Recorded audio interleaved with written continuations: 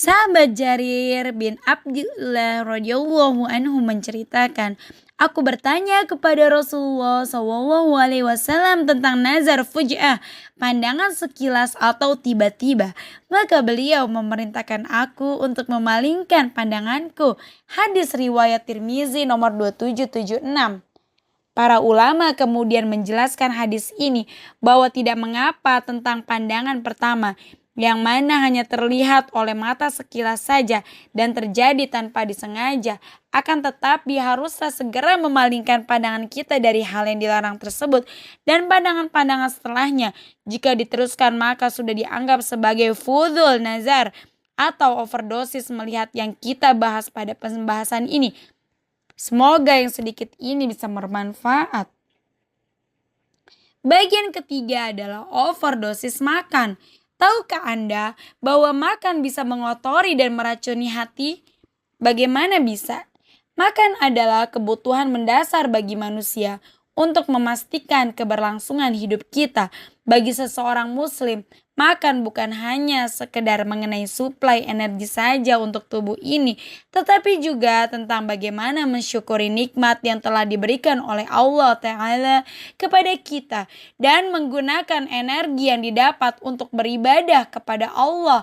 Makanan yang kita makan sangat berpengaruh pada tubuh dan kehidupan kita. Oleh karena itu, Islam mengatur perkara adab-adab yang berkaitan dengan makan. Allah pun memerintahkan kita untuk hanya memakan yang halal dan yang baik-baik saja, sebagaimana dalam firman Allah dalam surat Al-Baqarah ayat 168. A'udzu billahi minasyaitonir rajim. Ya ayyuhan nasu kulu mimma fil ardi halalan thayyiban wa la tattabi'u khutuwatis syaitan. Wahai manusia, makanlah dari makanan yang halal dan yang baik yang terdapat di dalam bumi, dan janganlah kamu mengikuti langkah-langkah syaitan. Quran Surat Al-Baqarah ayat 168. Ayat di atas menjelaskan bagaimana seharusnya mengkonsumsi makanan yang halal lagi baik secara zat, secara proses pembuatannya, pengolahannya, maupun cara memperolehnya. Namun pada video kali ini kita tidak akan membahas lebih dalam mengenai kehalalan makanan ataupun merinci adab-adab makan, tetapi kita juga hanya akan membahas bahwa makan bisa mengotori bahkan sampai meracuni hati. Pembahasan kali ini sebagai overdosis yang bisa menjadi racun hati yang ketiga, yaitu overdosis makan atau terlalu banyak makan atau makan berlebihan. Mari kita bahas lebih lanjut. Bagaimanakah bentuk overdosis makan tersebut? Untuk mengetahui itu, hendaknya kita memahami terlebih dahulu ajaran dari Nabi Muhammad SAW mengenai porsi makan pada perut yang benar. Dalam hadis yang diriwayatkan oleh sahabat Miqdam bin Madi Karib radhiyallahu anhu, beliau Rasulullah SAW bersabda, tidak ada wadah yang paling buruk yang diisi oleh anak keturunan Adam daripada perut. Cukup bagi anak keturunan Adam beberapa suap saja untuk menegakkan punggungnya. Jika memang tidak bisa hanya segitu, maka sepertiga perut untuk makanannya, sepertiga untuk minumannya, sepertiga untuk nafasnya. Hadis riwayat Tirmizi nomor 2380, Ibnu Majah nomor 3349, dan Ahmad nomor 17186. Ibnu Rajab rahimahullah mengomentari hadis ini dengan mengatakan, hadis ini adalah pondasi untuk seluruh ilmu kesehatan dan diriwayatkan bahwa Ibnu Masawai, sang dokter, mengatakan tatkala membaca hadis ini, andaikan semua manusia menggunakan panduan ini, niscaya mereka semua akan selamat dari berbagai macam penyakit. Lantas toko-toko obat akan bangkrut. Tidaklah kalimat ini diucapkan, melainkan karena asal muasal dari segala penyakit adalah kerakusan.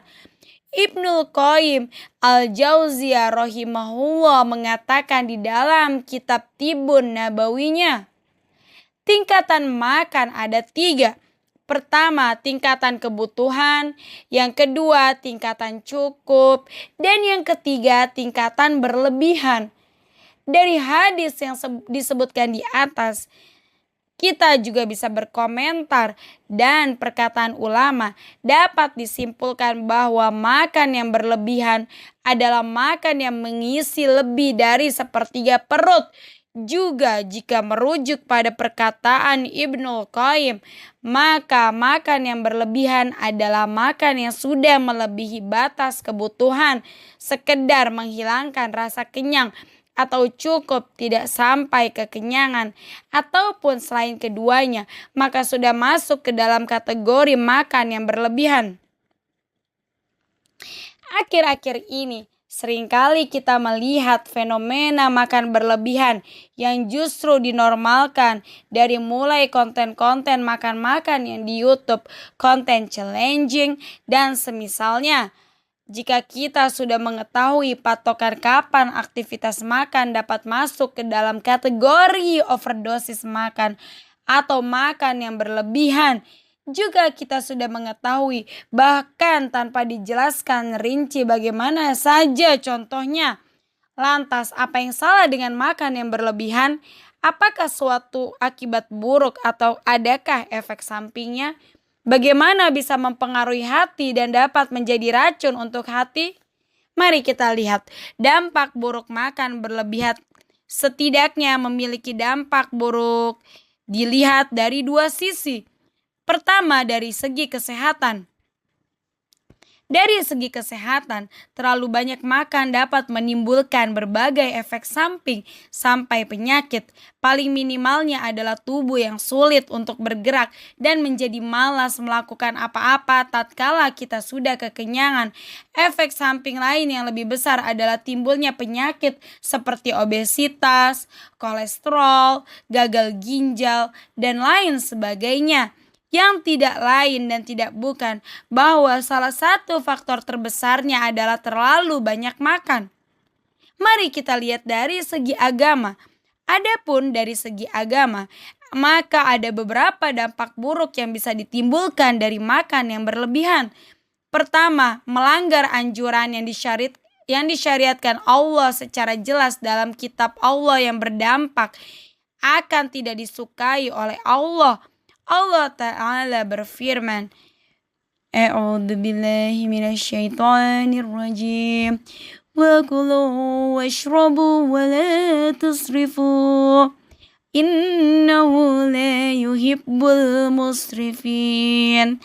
Dan makan dan minumlah, tetapi jangan berlebihan.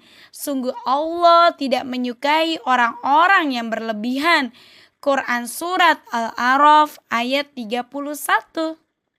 Yang kedua, membutakan hati dan membuatnya menjadi keras. Abu Sulaiman Ad-Darani berkata, sesungguhnya jiwa itu tatkala lapar dan haus, hatinya akan menjadi bersih dan lembut. Dan apabila kenyang, hatinya akan menjadi buta. Ibnul Qayyim Al-Jauziyah rahimahullah juga berkata, kerasnya hati disebabkan oleh 4 hal. Bila mana melebihi kebutuhan atau batas wajar, yaitu makan, tidur, bicara, dan bergaul. Ketiga, menjadi malas beribadah. Dan ini adalah salah satu efek lanjutan dari buta dan kerasnya hati. Juga bisa dikatakan sebagai bentuk sakitnya hati.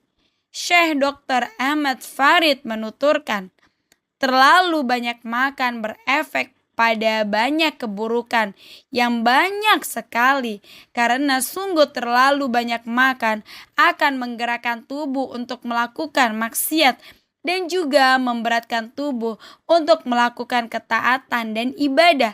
Dan 2 hal ini cukup menjadi keburukan. Dalam beberapa atsar diriwayatkan sebuah perkataan, ketika perut penuh atau kekenyangan, maka akal pikiran akan tertidur, kebijaksanaan akan terbungkam, serta anggota tubuh akan tertahan dari beribadah kepada Allah. Betapa perihal perut dan makanan adalah hal yang krusial, terutamanya karena berpengaruh pada kesehatan hati. Dosa yang didapat dari melanggar perintah Allah, hati yang menjadi keras, tubuh yang malas untuk beribadah, dan juga tubuh yang lebih suka untuk melakukan maksiat. Semua itu seharusnya sudah lebih dari cukup untuk menjelaskan kepada kita bahaya dari overdosis makan yang menjadi topik utama. Bahkan, syaitan lebih suka dan lebih mudah menggoda seseorang ketika seseorang itu dalam keadaan kenyang. Siapa saja yang bisa menjaga dirinya dari nafsu makan yang porsinya melebihi porsi secukupnya, maka ia telah menjaga dirinya dari keburukan yang sangat besar. Untuk itu, Ibrahim bin Adam pernah berkata, "Barang siapa yang dapat menjaga perutnya, maka ia telah menjaga agamanya. Dan barang siapa yang memiliki rasa lapar, maka ia telah memiliki akhlak yang baik.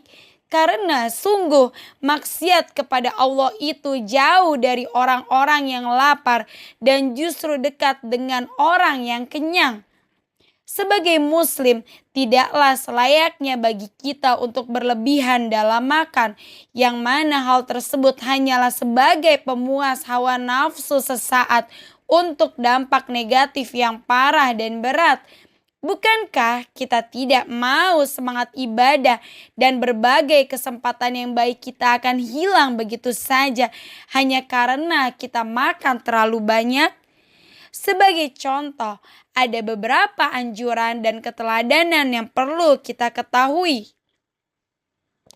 Disebutkan dalam beberapa riwayat bahwa dahulu pemuda-pemuda Bani Israel biasa beribadah, dan apabila mereka berbuka puasa atau makan, salah seorang dari mereka menyerukan kepada yang lainnya, "Janganlah kalian banyak makan, kemudian akan banyak minum, kemudian akan banyak tidur.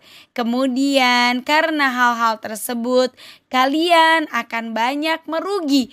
Perlu kita ketahui juga bahwa teladan dan panutan kita serta keluarganya juga sudah mencontohkan perihal makan yang tidak terlalu banyak sampai kekenyangan. Hal ini berdasarkan hadis yang diriwayatkan dari Ummul Mukminin Aisyah radhiyallahu anha. Dia berkata, "Ma syaba'a alu Muhammad Rasulullah منذ قدم المدينة من طعام البر 3 ليال تباعا حتى قبض." Keluarga Muhammad SAW sama sekali tidak pernah makan gandum sampai kenyang semenjak datang ke Madinah selama 3 malam berturut-turut sampai meninggal. Hadis riwayat Bukhari nomor 6454 dan Muslim nomor 2970. Rasulullah SAW juga telah memberikan anjuran agar makan secukupnya dengan beberapa suap saja. Selain hadis yang disampaikan di awal, dalam hadis lain yang diriwayatkan oleh sahabat Jabir bin Abdullah radhiyallahu anhu yang menjelaskan bahwa porsi makan satu orang bisa untuk mencukupi lebih dari satu orang. Porsi makan satu orang dapat mencukupi 2 orang, sedangkan porsi makan 2 orang dapat mencukupi 4 orang, dan porsi makan 4 orang dapat mencukupi 8 orang. Hadis riwayat Muslim nomor 2059. Perkara perut memang bukanlah perkara yang mudah, tetapi masih bisa dikendalikan. Tidak ada kata terlambat dan tidak mungkin bagi kita untuk mengubah pola dan mengendalikan hawa nafsu makan kita agar kita tidak terjerumus ke dalam bahayanya, baik dari segi kesehatan maupun dari segi agama. Dan yang terpenting adalah kita diberikan anjuran dan dicontohkan keteladanan oleh junjungan kita, Nabi besar kita Muhammad SAW. Barang siapa yang orientasi perhatiannya adalah apa yang masuk ke dalam perutnya, maka hasilnya sama seperti apa yang keluar dari perutnya. Semoga dengan adanya seperti ini, Allah selalu memberikan kita taufik agar kita bisa mengendalikan nafsu makan kita, sehingga hal makan sebagai hal sentral dalam kebutuhan hidup tidak menjadi bumerang yang malah menyerang tubuh kita, menyerang hati kita, dan menyerang agama kita. Bagian yang keempat adalah overdosis dalam bergaul. Allah menciptakan manusia sebagai makhluk sosial. Hal ini ditandai dengan beragamnya etnis, suku bangsa, budaya, bahasa, dan adat seluruh manusia. Pun dengan watak dengan sifat yang berbeda satu dengan yang lainnya. Sifat sosial manusia dengan keberagaman yang ada menuntut manusia untuk selalu dapat berinteraksi, baik aktif maupun pasif, sebagai sebuah keniscayaan yang tidak terhindarkan, bersosial, bergaul dengan orang-orang, berkumpul, bercengkrama, dan tertawa bersama. Pada hakikatnya tidak pernah menjadi sesuatu yang tabu atau salah, bahkan hal itu yang diperlukan oleh manusia, siapapun itu. Akan tetapi hal itu bisa menjadi penyebab hati menjadi sakit. Kapan? Ketika berlebihan, overdosis. Biasanya seseorang ketika penat dengan pekerjaan atau capek dengan kesehariannya, ia akan berkumpul bersama teman-temannya, bermain, bercerita, berjalan-jalan, atau semisalnya punya masalah hidup curhat, tersandung masalah dengan orang lain, mengadukan dan menceritakannya kepada teman dekatnya. Tidak suka pada seseorang, jadilah dia membicarakan orang yang tidak disukainya itu dengan sesama orang yang tidak dia suka pula. Lihat, sesimpel itu bergaul dan bersosial menimbulkan negatif. Bagaimana jika dalam kasus yang lebih rumit dan kompleks, yang menyangkut dan terkait dengan banyak orang yang setiap harinya berbeda-beda, pasti banyak pula masalah yang ditimbulkan.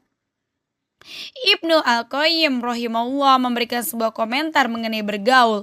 Beliau berkata, betapa banyaknya dampak negatif dari bergaul dengan orang-orang, betapa banyaknya kenikmatan yang terhalang, betapa banyaknya cobaan yang diturunkan, betapa banyaknya anugerah yang jadi tertahan, dan betapa banyak musibah yang akan terjadi. Adakah musibah yang lebih besar daripada manusia itu sendiri? Apakah ada yang lebih berbahaya bagi Abu Thalib di saat sakaratul maut selain teman-teman buruknya dan yang senantiasa menghalanginya dari mengucapkan satu kalimat yang dapat menjamin kebahagiaan abadi baginya? Allah Ta'ala berfirman, menggambarkan orang yang pergaulannya saat di dunia menjadi nestapa bagi dirinya di akhirat. Bahkan Allah melabelinya dengan orang-orang yang zalim. Seperti dalam Quran surat Al-Furqan ayat 27 sampai 29. A'udzu billahi minasyaitonir rajim. Wa yawma ya'adul zalimu 'ala yadayhi yaqulu ya laitani ittakhadtu ma'ar rasuli sabila ya waylata laitani lam attakhadh fulana qalilan laqad adallani 'anil dzikri ba'da idh ja'ani wa kana asyaitanu lil insani khadula. Dan ingatlah pada hari ketika orang-orang zalim menggigit kedua tangannya, menyesali perbuatannya, seraya berkata, wahai sekiranya dulu aku mengambil jalan bersama Rasulullah, wahai celaka aku, sekiranya dulu aku tidak menjadikan si fulan itu teman akrabku, sungguh dia telah menyesatkan aku dari peringatan Al-Quran ketika Al-Quran itu telah datang kepadaku, dan setan memang menjadi pengkhianat bagi manusia. Quran surat Al-Furqan ayat 27 sampai 29. Merenungi memaknakan ayat tersebut, Tentu sudah saatnya kita selektif dalam memilih teman duduk kita, teman yang membersamai kita, circle kita. Karena tentunya setiap kita tidak mau menyesal ketika di akhirat kelak karena hal-hal seperti pergaulan dan pertemanan. Untuk itu perlu diketahui bahwa dalam bergaul dan berinteraksi setidaknya ada 4 jenis dan kategori orang di mana jika seseorang tidak bisa membedakan dan mengendalikan porsi bergaulnya dengan mereka, maka ia akan terjatuh dalam keburukan-keburukan. Yang pertama adalah orang yang bergaul dengannya seperti sebuah kebutuhan pokok. Kita senantiasa membutuhkannya dalam keseharian kita.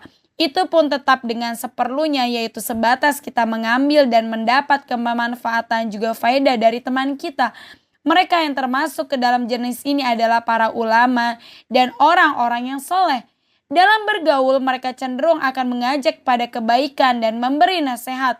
Karena sejatinya yang dijadikan pedoman hidup mereka adalah petunjuk dari Allah dan Rasul-Nya.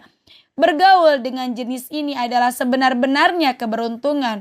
Yang kedua adalah orang yang bergaul dengannya seperti obat saat sakit, yaitu hanya ketika dibutuhkan saja. Biasanya dalam perkara suatu urusan tertentu atau urusan duniawi seperti transaksi, urusan pekerjaan dan semisalnya. Tidak perlu terlalu intens, hanya seperlunya saja dan secukupnya saja. Ketiga, orang yang bergaul dengannya ibarat sebuah penyakit dengan tingkatan yang berbeda-beda. Ada yang seperti penyakit ringan, bahkan sampai seperti penyakit kronis.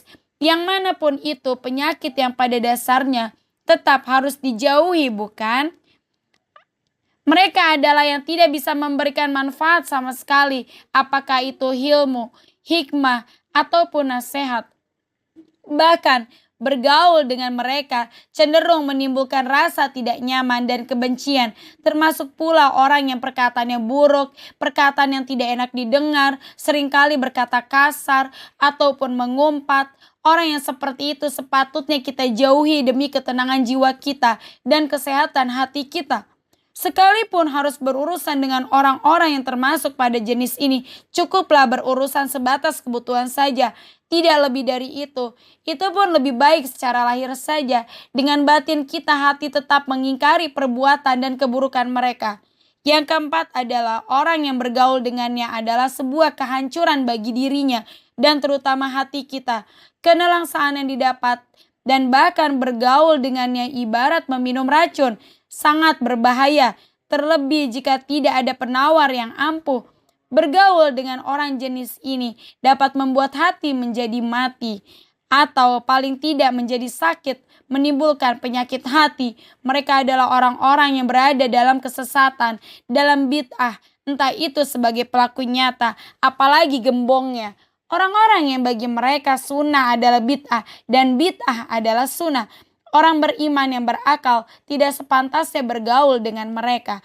Jika memang terpaksa harus dilakukan, haruslah dengan kondisi keimanannya yang sudah kuat dan tetap selalu menjaganya agar tidak teracuni. Selain menyesuaikan pergaulan dengan keempat jenis orang ini, meski jenis ketiga dan keempat tidak layak bergaul dengannya, kecuali dengan benar-benar terdesak oleh kebutuhan. Perlu dipahami secara seksama, bergaul seperti apa yang masuk dalam kategori yang baik atau kategori yang over dalam bergaul. Maka jawabannya ada dua. Yang pertama adalah sebagaimana secara kontekstual, yaitu bergaul yang secara berlebihan alias melebihi kadar cukup atau kebutuhan yang seharusnya. Terlebih lagi jika seseorang yang waktu dan harinya hanya dihabiskan untuk nongkrong, bermain bersama teman-temannya yang mengakibatkan hilangnya waktunya yang seharusnya bisa digunakan untuk hal-hal yang lebih bermanfaat, apalagi sampai melewatkan ibadah. Dan yang kedua adalah kembali pada komentar Ibnu Al-Qayyim yang dibawakan di awal.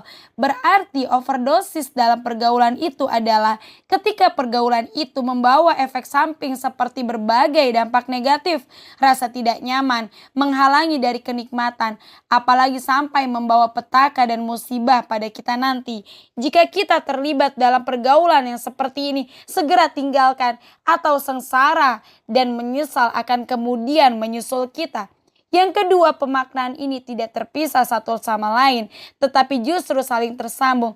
Karena ketika seseorang bergaul dengan orang lain dan pergaulannya itu melewati batas butuh atau ia bergaul dengan orang yang buruk, maka hal itu akan merusak dirinya. Pertama, mempengaruhi kesehariannya, membuatnya tidak bisa terlepas dari hal itu. Dan kemudian ketika ada hal buruk yang dilakukan oleh teman sepergaulannya, ia akan tertular. Lantas semakin lama ia bergaul, semakin waktunya banyak terbuang. Jika yang menyatukan pergaulannya adalah hal-hal negatif seperti ghibah, pemborosan, judi, atau jenis dosa-dosa lainnya, maka hatinya akan terkotori. Adapun jenis interaksi sosial atau pergaulan seperti berkumpul-kumpul dengan orang lain ada dua sebagaimana yang disebutkan oleh Ibnu Al-Qayyim. Pertama, berkumpul hanya untuk hiburan, bercanda, bersenda gurau, atau sekedar mengisi waktu luang. Jenis interaksi sosial ini cenderung memberi lebih banyak mudarat daripada manfaat. Minimalnya membuat hati kita keruh dan membuang-buang waktu kita. Sekalipun tidak ada pembicaraan yang mengarah kepada hal-hal yang haram yang dilarang syariat di dalamnya. Kedua, berkumpul yang di dalamnya ada saling membantu untuk meraih keselamatan dunia dan akhirat dan saling bertukar nasihat atas kebaikan, atas kesabaran. Inilah jenis bergaul yang paling baik dan yang paling bermanfaat. Meski begitu, tetap saja jenis ini berpotensi menimbulkan bahaya karena tiga sebab. Pertama, kecenderungan memolesi diri dengan kebaikan di hadapan orang lain. Kedua, berinteraksi melebihi batas kebutuhan dan sewajarnya. Serta ketiga, terbiasa dan terlalu keasyikan dalam berkumpul sehingga melalaikan dari esensi berkumpul dan tujuan yang sebenarnya. Tidak mengherankan, cukup banyak ulama salaf termasuk para sahabat yang melontarkan kritik sosial pergaulan dan bahkan preferensinya condong pada menyendiri dan menjauh dari kehidupan yang lain. Di antaranya sahabat Umar radhiyallahu anhu pernah berkata, "Ambillah kesempatanmu untuk menjalani dari keterasingan dari manusia." Sahabat Abu Darda radhiyallahu anhu bahkan lebih memilih berdiam diri di rumah karena itu lebih aman bagi hatinya. Beliau berkata, sebaik-baik tempat seseorang beribadah adalah rumahnya, di mana ia menahan dan menjaga pandangan dan lisannya. Diceritakan pula dalam sebuah riwayat bahwa Ummu Darda radhiyallahu anha pernah ditanya, apa amalan paling utama dari Abu Darda? Beliau radhiyallahu anha kemudian menjawab dengan jawaban yang singkat dan bermakna dalam, bertafakur, merenung dan mengambil pelajaran. Masyruq rahimahullah menekankan agar setiap orang mempunyai saat di mana ia mengasingkan diri dengan tujuan beribadah dan bertobat hanya kepada Allah, meminta ampunan kepada Allah atas dosa-dosanya. Beliau mengatakan, sungguh sudah menjadi sebuah kepantasan yang wajib bagi seseorang agar ia memiliki waktu-waktu dan tempat di mana ia menyendiri, di mana ia mengingat-ingat dosanya dan lantas meminta pengampunan untuk itu dari Allah. Syekhul Islam Ibnu Taimiyah rahimahullah pernah mengatakan, adapun menarik diri dan menyendiri dari pergaulan dalam hal-hal yang mubah dan tidak ada manfaatnya, yaitu dengan bersikap zuhud dalam hal itu, adalah sesuatu yang disunahkan. Dalam kesempatan yang lain, beliau rahimahullah juga menekankan agar seseorang mempunyai waktu untuk menyendiri yang ia gunakan untuk beribadah, bermuhasabah, merenungi amalannya dan dosa-dosanya. Sebuah keharusan bagi seorang hamba untuk memiliki waktu-waktu menyendiri dan mengasingkan diri dan menggunakannya untuk berdoa, berzikir, untuk sholat, untuk merenung, untuk bermuhasabah diri dan memperbaiki hatinya. Said Qutb rahimahullah pernah mewasiatkan, setiap jiwa yang ingin mengubah haluan kehidupannya menjadi lebih baik haruslah melewati fase-fase di mana ia menyendiri dan mengasingkan diri, menjauhkan dari kesibukan dunia, hiruk-pikuk kehidupan, dan mengabaikan hal-hal sepele dari pandangan orang lain yang kerap kali menyita kehidupannya. Saat ini, tidak sedikit orang yang mengabaikan fakta bahwa kecenderungannya untuk selalu berinteraksi dan bergaul bisa menjadi penyakit yang berpotensi menimbulkan berbagai macam keburukan. Beberapa banyak kenikmatan yang telah hilang akibat pergaulan yang berlebihan dan berapa banyak pula permusuhan yang timbul dari interaksi sosial yang tidak terkendali. Sebut saja perasaan iri, perasaan dengki, perasaan benci yang kerap muncul dari terlalu banyak bergaul, tertanam di dalam hati, lantas mengotori dan meracuninya. Oleh karena itu, berlebihan dalam bergaul justru menimbulkan kerugian di dunia maupun di akhirat. Yang harus kita lakukan dalam bergaul adalah yang simpel-simpel saja, bergaul dan berinteraksi. Bersosial sewajarnya, sebatas sebagai sarana untuk memenuhi kebutuhan, tidak lebih dari itu. Tidak sulit, yang sulit itu justru terus mengikuti alur kolektif orang lain. Kita harus bijak dengan menggolongkan manusia dalam 4 kategori dan berhati-hati agar kita tidak mencampurkan satu kategori dengan yang lainnya, karena hal ini akan membawa dampak negatif dalam hidupnya. Inilah satu dari 4 racun yang dapat membuat hati kita menjadi sakit dari ringan hingga kronis, bahkan dalam situasi terburuk sampai membunuhnya. 4 overdosis ini adalah bicara, melihat, makan, dan bergaul.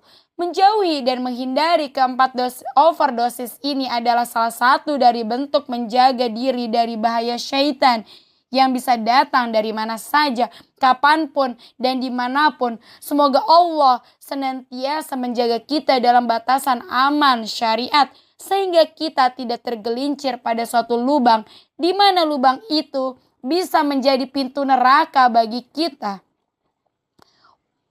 Semoga video ini bermanfaat. Jangan lupa untuk like, share, dan subscribe. Assalamualaikum warahmatullahi wabarakatuh.